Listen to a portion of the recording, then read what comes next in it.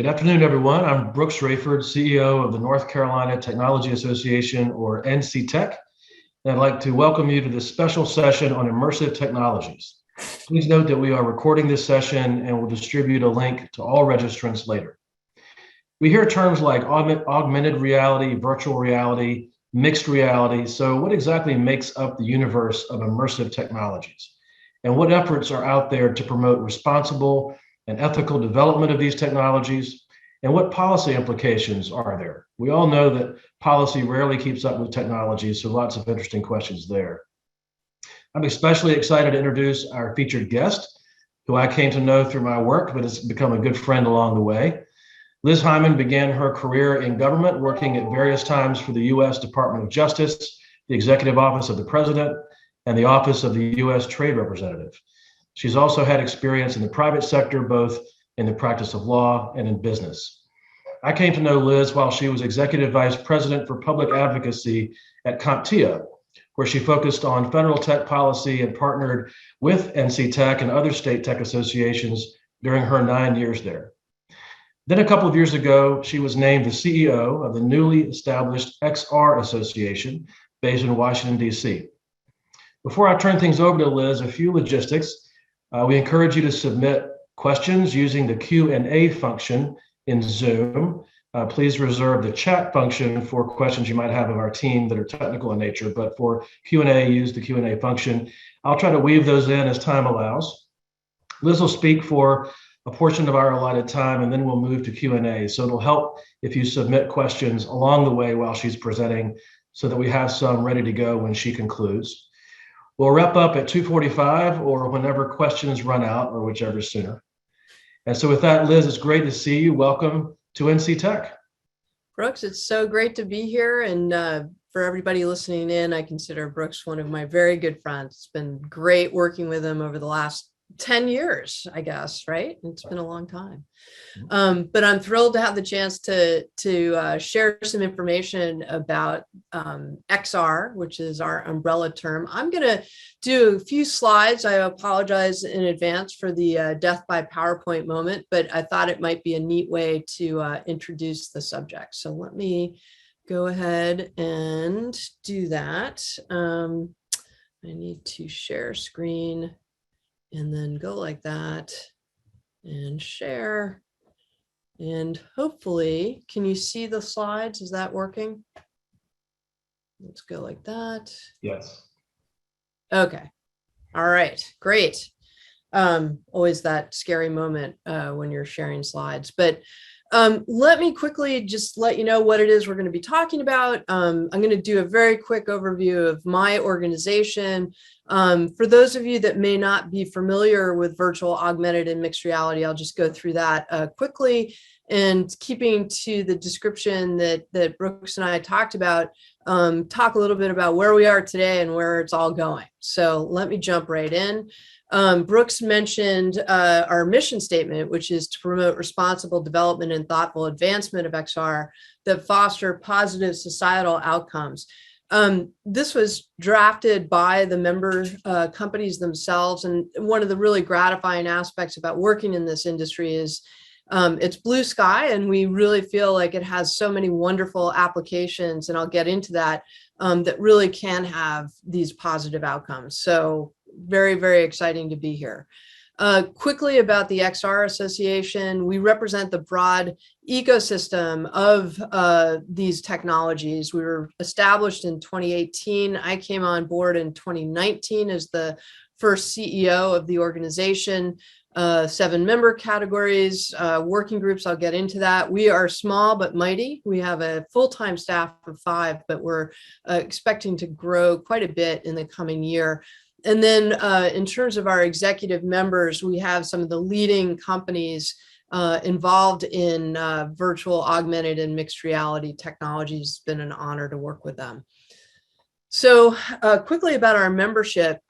So we started out really as the headset manufacturers, but we've been broadening our aperture quite a bit and bringing in component and peripheral companies and others. On the component and peripheral company, and this will start to give you a flavor of where this is all going. We recently brought on board a company that specializes in olfactory components for virtual reality. So in other words, you're in a virtual environment and they introduce the smell of that environment, like you're walking in the woods and you have the smell of the woods. So pretty fascinating how this industry is starting to spread and take off. You'll see things like haptics coming up so that you actually have feel and sensation. So lots of exciting things coming our way. We really focus, as NC Tech does, on trying to build community, and we do that fundamentally through our committees. We have one on health and inclusion, which is where a lot of our research and best practices work takes place. We have a policy committee that's near and dear to Brooks's and my heart in terms of what kind of work are we doing to educate lawmakers about the technology and start to address some of the policy implications that are likely to arise because of the technology. We have a communications committee. And then under our health and inclusion committee, we have a couple of working groups, one on standards. We ourselves are not a standard setting body, but we want to make sure that as others are seeking to set standards, that they have our point of view at the table. And then an accessibility working group. And I'll get into this a little bit more as we go along, but this has been a really fundamental area. And you mentioned, Brooks, that you all have been focused quite a bit on diversity, equity, and inclusion. And I'm starting to hear people refer to it as DEIA, adding in the accessibility piece so that persons with disabilities are not only given the opportunity to have assistive technology, but also technology that is accessible from the get-go.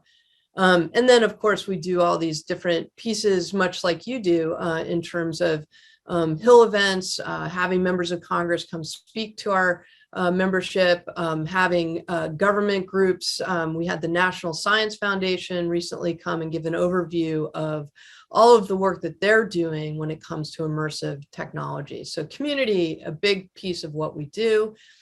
Leadership, how do we stake out that role of responsible development and leading that conversation? We partner with some very well-established groups. For example, the Bipartisan Policy Center. It's a nonpartisan think tank in Washington, D.C., and we have a year-long project with them looking at opportunities and challenges with our technology.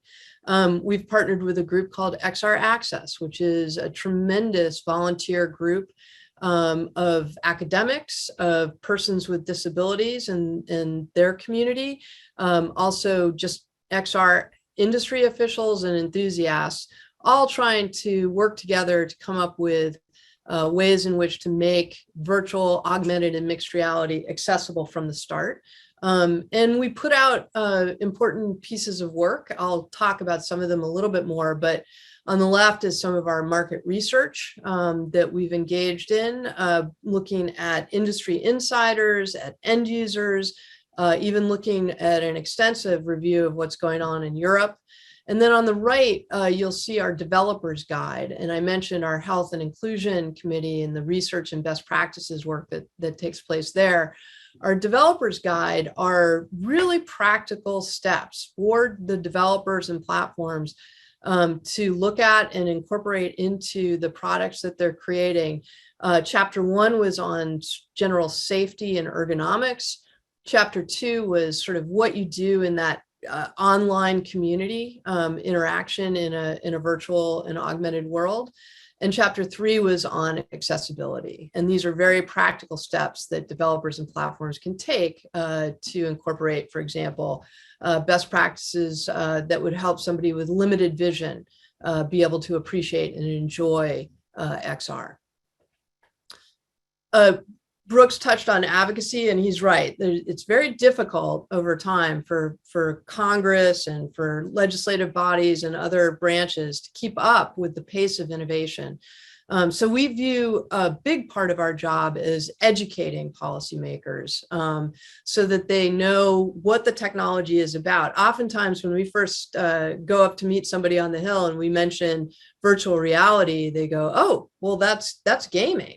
And the reality is, no pun intended, that it's far more than that. So we are constantly doing outreach to explain what the use cases are, how it all fits together, and start to address some of the policy challenges that we anticipate will come up.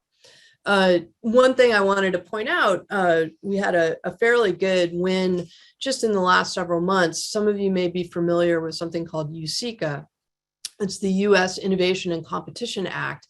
And part of that is a sub-bill called the Endless Frontiers Act, in which Congress wants to designate, I think it's $200 million to the National Science Foundation to support research and development in key and critical areas of technology. And when we first learned about the bill, we were a little surprised to see that our technology, immersive technologies, were not included.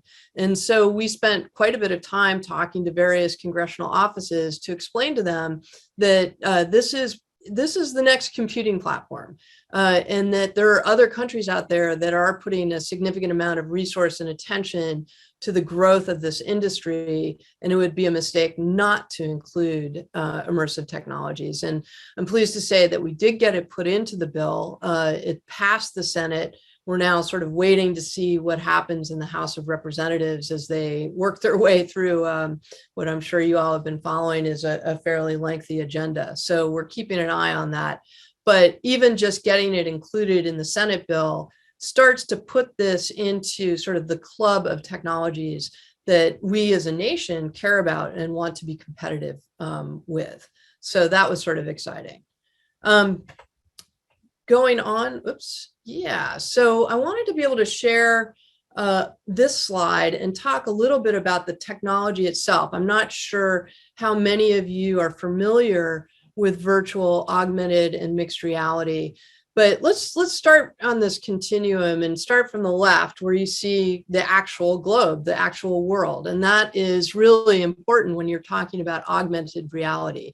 In that scenario, you have a perfect understanding and vision of your real world surroundings, but you are augmenting that with additional data. So that next picture where you have a mobile tablet or a phone, and there's information that is augmented on top of what you're seeing in real life, that is a perfect description of augmented reality. And you're starting to see that, if you went to Paris and you had your iPhone or Android and you wanted to have instant translation of what that street sign says, that's augmented reality. Some car windshields, and they refer to those as heads-up displays, now have augmented information to give you a warning that there's a deer 50 yards ahead, so slow down, that kind of thing. So very exciting. It's being used in a number of different ways. I'll get into it a little bit more as we go along here. But in the middle is what I would call mixed reality. And again, you have a very good understanding of your real world surroundings, and you have a visor with information that is augmenting that real world. But what makes it mixed is that you're also able to interact with that information. So you can rearrange data using your hands, for example. You may have a volumetric image that you can, again, adjust and work with. We're seeing, for example, in the manufacturing space, some design efforts that take place using mixed reality. That would just be one example. But let me shift now over to the far right and the digital world. And you'll see that that orb is now what I would say is occluded, right? You can't see the real world. And that's what happens when you're in a virtual reality headset. The real world is replaced with a virtual world. And it's a completely immersive experience. I myself have gone heli-skiing in the Alps. I will do a exercise routine through an app called Supernatural, where I am transported to the Great Wall of China or in some peaceful valley with a lake running through it, and I do this workout with a personal trainer. It's really quite extraordinary, to be honest with you, and kind of fun. But that gives you a flavor of what that virtual reality world looks like. So I mentioned earlier that when we go up onto Capitol Hill, we get that, oh, it's about gaming. And of course, I just talked about some fun gaming applications or consumer applications. But we end up spending a lot of time talking about the way in which all of these technologies are now being used throughout different industries. So retail, for example, you all may have tried out the Warby Parker app, where you can try glasses on sort of in an augmented reality fashion rather than going into the store. I'm going to get into manufacturing a little bit, but if you think about public safety, firefighters are using virtual reality to help train in a virtual environment, so that they're not at risk while they're learning how to be a good fireman or woman. So it can put you into a scenario and you can do it over and over and over again. So you learn sort of the basics of what you're supposed to be doing. Healthcare, we've seen just astonishing training opportunities, like a nurse can practice how to intubate a patient. And again, doing that without putting the patient at risk, or practicing virtual CPR. There's also now interesting applications when it comes to telehealth. So my point is this: there's some amazing use cases, and we have a lot of fun talking about it. And if you get onto our website, you can see we've put up different fact sheets and use cases that are available to anybody to go check them out. I wanted to talk a little bit about XR in the future. So I mentioned that we often end up talking about, what are the policy implications that we need to look at? And clearly, data privacy, safety, age-appropriate use, accessibility is a policy issue. All of those are front and center.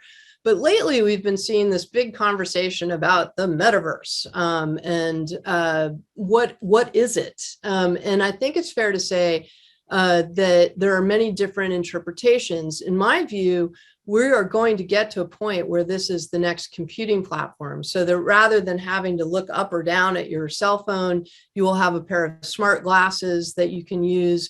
You can have virtual engagements with your colleagues all around the world and have that sense of presence.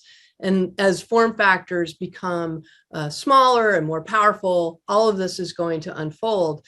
But I think this conversation of what is the metaverse, or is it something else? Is it AR cloud or spatial internet or the magic verse? Lots of people have different views about what this is.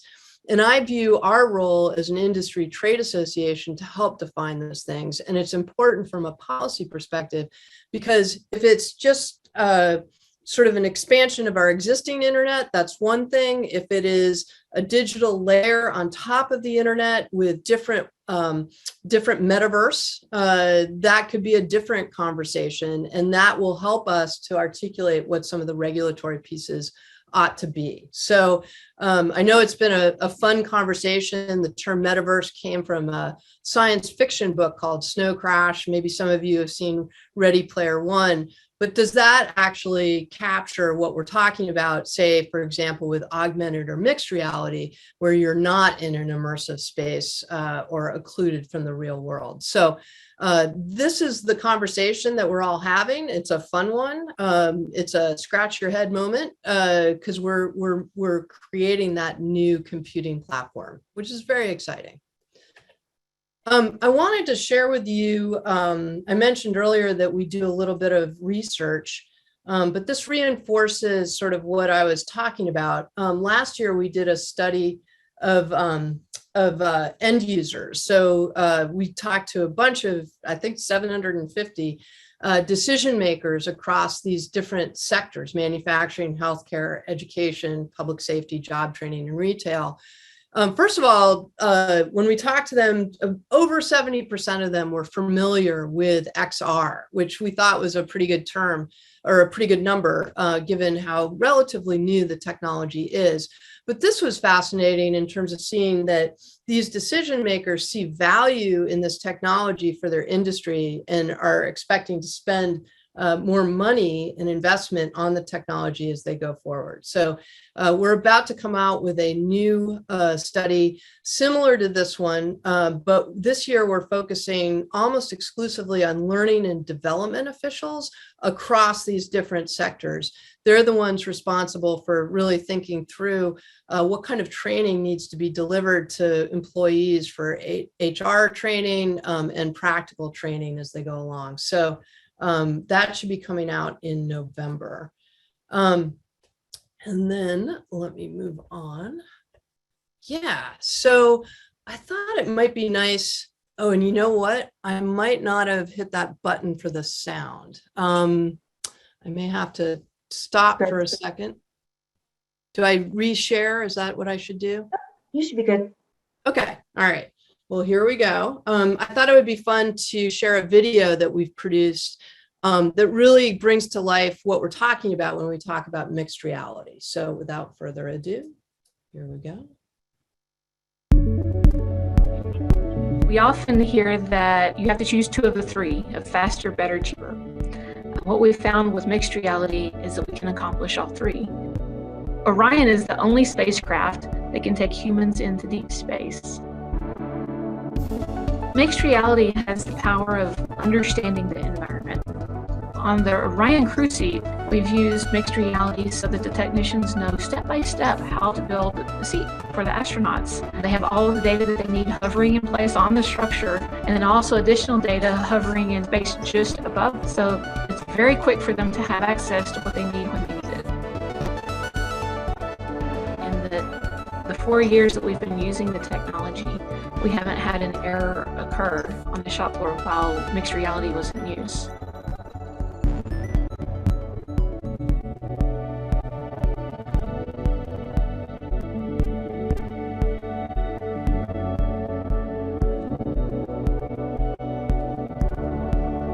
Okay. Oops, there we go. And I hope you enjoyed that, because I think that's a remarkable piece of information that they've reduced the number of errors that they see on the manufacturing floor for the Orion by using mixed reality. And it's this concept of see, learn, and do. And that's what's so exciting. And there's a lot of research that's coming up that sort of reinforces that. The last thing I wanted to share before I get into a good conversation with you all is we are a relatively new organization, but we're launching our first branded event this November. It's called the Limitless Future Conference. And this year we're focused on that learning and development group that I mentioned. We've partnered with the Atlanta chapter of the Association of Talent Development, and also with Jobs for the Future, which is a terrific organization here in Washington, D.C., focused on workforce development and equity. And we're, bringing in some great speakers. We have the head of Walmart's U.S. Academies is coming to talk a little bit about how they're using XR. And we really want to try to get across to our audience how, what the return on investment is for using this type of technology in the learning and development phase. So I think that is it. I hope that was okay, Brooks. I'm going to stop sharing and hopefully I come back up. So. We're all good. Thank you very much. Yeah. And I believe if there's afterward a link to the video, it's a little choppy in the sound, but we can include that when we email everyone out the video. Okay, of this sorry session. about that. Yeah. A clean one for people to watch or share. Yeah. Happy to do that. So I want to remind everybody, if you have any questions to submit, use the Q&A function to do that. I'll try to weave those in. Liz, I wanted to pick up on my first question you touched on, so I want to expand on that a little bit. You talked about accessibility, diversity, inclusion, some of those topics and terms. And we're hearing a lot more about those issues as time moves along, particularly as it relates to technology, access to technology, and certainly use of technology. So your technology can impact diversity and inclusion for better or for worse, actually. And there's a lot of interest and concern about that. Talk a little more about what XRA is looking at. What are the nuances there that you are interested in, concerned about, focused on? Yeah, great question. There's a few ways to answer the question. So one is the technology itself. So when you look at virtual reality, some people call it the ultimate empathy machine, because it allows an individual to walk in the shoes of another. So what do I mean by that? There was a study done a few years ago. There's a virtual reality lab at Stanford University. And there was a woman, she's a professor, I believe at Cornell in the School of Social Work. And they teamed up and created something, I think the name of it, don't quote me, is 1,000 Cuts of Glass. So I go in and I look in, I'm an avatar, but I am a middle-aged white woman. And I look in the mirror and I see my reflection. And then I interact with a few people as a middle-aged white woman. And then I turn around and I look in the mirror and now I'm a 14-year-old African-American boy. And I interact with the same people, but I have a different reaction from those people. So it was a really interesting study and very vivid for someone to be able to experience what somebody else experiences. So that's what I meant by the ultimate empathy machine. And we're seeing use of this type of technology to try to put people in the shoes of another. So that's one answer. But the other thing I mentioned is that we are, of course, working very hard on best practices. And we did this chapter on accessibility for persons with disabilities. I think we all have learned over time, when we saw the rollout of mobile phones, for example, the disability community rightfully said, this isn't working for us. We need you to put in features that make this a workable piece of technology for us. And it's important, not just because it's fun to use an iPhone, but it has become central to our lives, smartphones. If we can't use it in a work scenario, then what good is it? So rather than waiting for the disability community to point these things out, I think the XR industry has done a really good job of trying to identify at the beginning, what are features and ways in which we can make the technology as accessible as possible. Clearly, there's still a lot of innovation to take place when it comes to the hardware, but the software, you can do so much. If you're a person of low vision, you can create lighting and contrast features within the software of your program, your virtual reality program.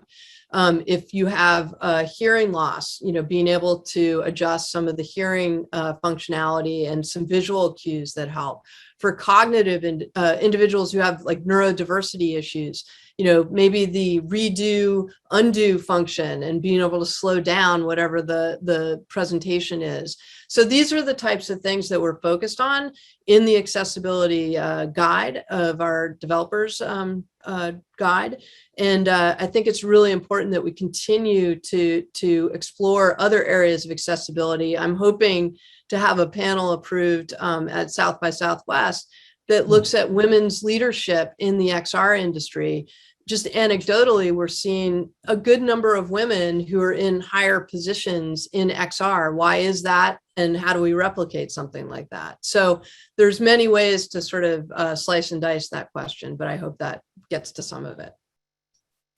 It does. On a related note, the availability of high quality broadband is key to these kinds of technologies. And obviously there's a policy and funding issue of making broadband more widely available, getting into underserved areas, making it more affordable so that the actual adoption rate is improved, particularly in underserved areas. So are there other areas where funding and policy questions overlap with what XRA is focused on? I mean, things that aren't, you've talked about things that are particular to the technologies you're focused on. There are bound to be some broader policy issues around technology that have pretty direct implications for you. Yeah, well, certainly the 5G and broadband access piece is critical. The packets of information that we're talking about for powering AR, VR, MR are significant. So not only, we need to make sure that people don't have to catch up because they don't live in an area with the good enough coverage to have that access. Affordability is certainly an issue. We are starting to see some of the cost of these devices come down. So that's good, but there's still a way to go. That's more of an industry piece. I think using the technology for things like STEM education and finding ways to address communities that need that extra push for STEM ed would be a good policy piece, I think, down the road. Because again, it's such a novel way to learn. It's not a two-dimensional, check the box. You're actually living and breathing what the STEM piece could be. And I think that's very exciting. But again, we need to make sure there's access for everybody. I have a question. We recently hosted our summit for women in tech. We also have in the spring each year a summit around DE&I. And at our Summit for Women in Tech, we had as a special guest, Jessica Rosenworcel, who is the acting chairwoman of the FCC, who I met thanks to you initially at a CompTIA fly-in. And then we had her in North Carolina after that for a session here. And then she was great to come on with us for our summit. And it sparks the question of where are the regulatory decisions made in the areas that matter to this topic? Is it FCC? Is it FTC? Is it both? Is it more? Yeah, I think the FTC, the Federal Trade Commission, will likely be more of the focus for some of these conversations. Think about, for example, age-appropriate use of the technology. So right now, the headsets themselves, frankly, are not designed for young people. And so we advise everybody to go back and look at the manufacturer's recommended guidance. And if you do that, you will see, for example, that one company will say children under 13, another might say children under 12, or children should not use this device, right? But there are AR applications that are being used in an educational context. We think that there are some really valuable applications of XR, virtual reality for teenagers who can wear a head-mounted device. But we need to be sensitive to what those considerations are. Obviously, Congress will be looking at that pretty extensively in updating COPPA, which is the Children's Online Privacy Protection Act.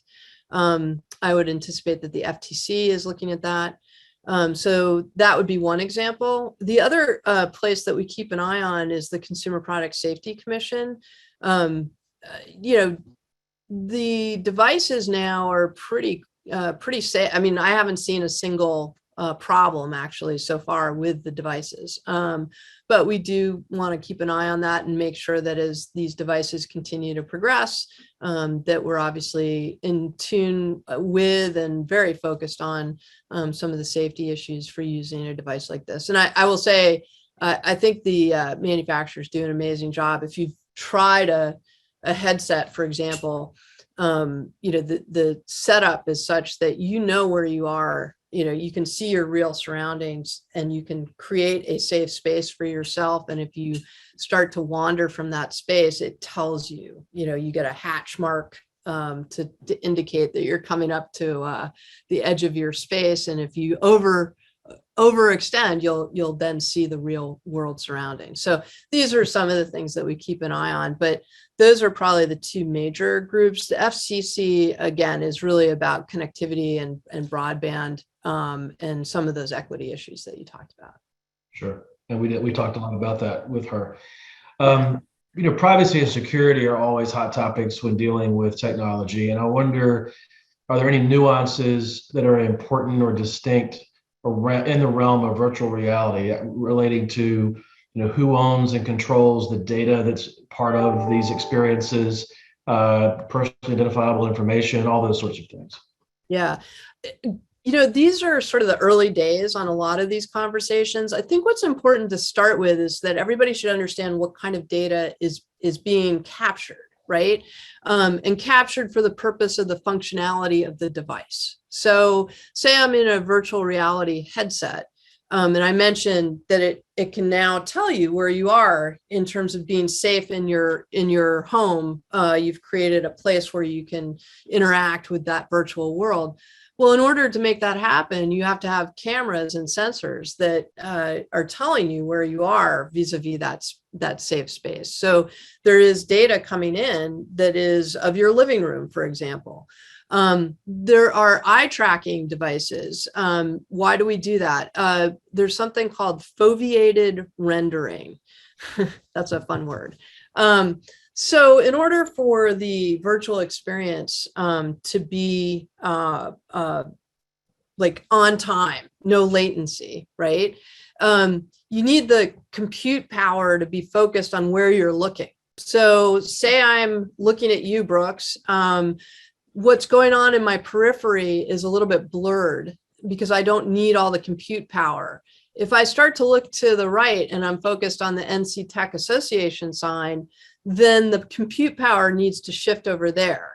And so it needs to follow where my eyes are going to maximize the power of the headset.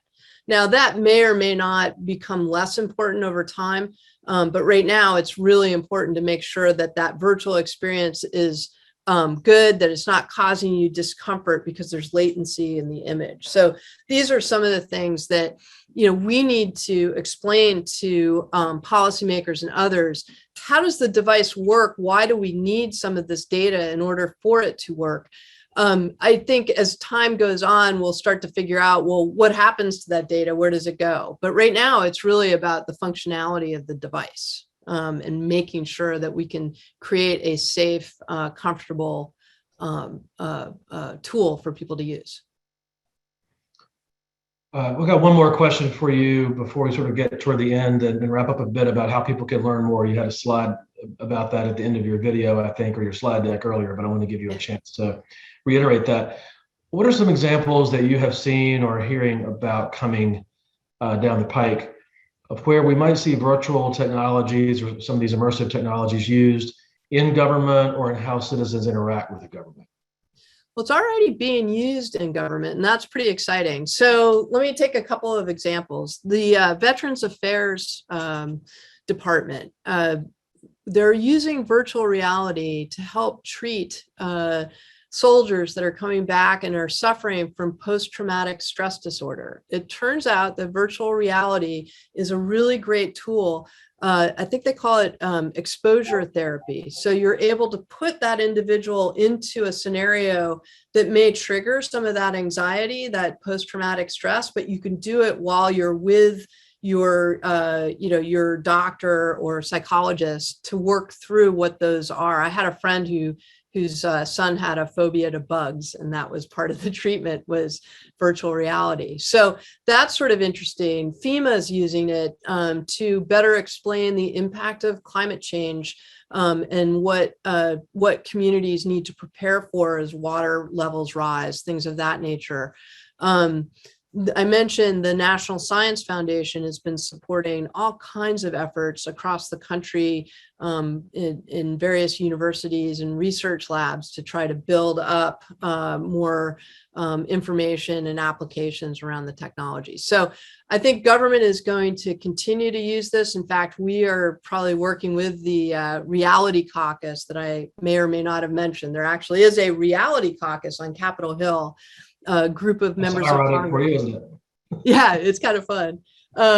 This is like a special interest group, right? These are members of Congress that have an interest about something, and they've banded together to learn more.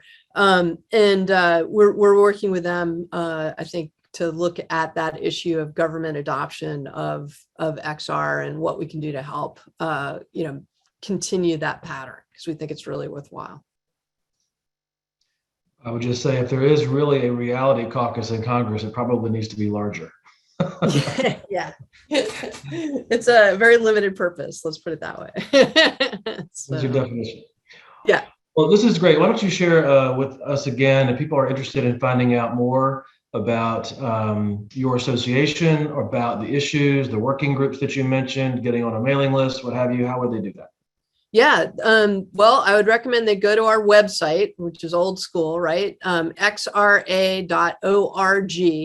And there are a bunch of ways to reach us through that website. And please do feel free, but Brooks knows where I live as well. So you guys can reach out to Brooks, but I'm on LinkedIn and Twitter and all of those good things. But xra.org, there's loads of resources and materials that you can get a hold of.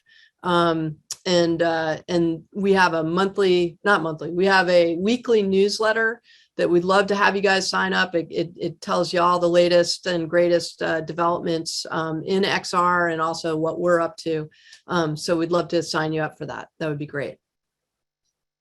Great. And we'll put some of that in the follow-up email to everyone. And as is the case with webinars, people often sign up knowing they can't watch live, but want to watch later. And so there'll be people who will have a chance to hear this and see our follow-up. So be on the lookout for that.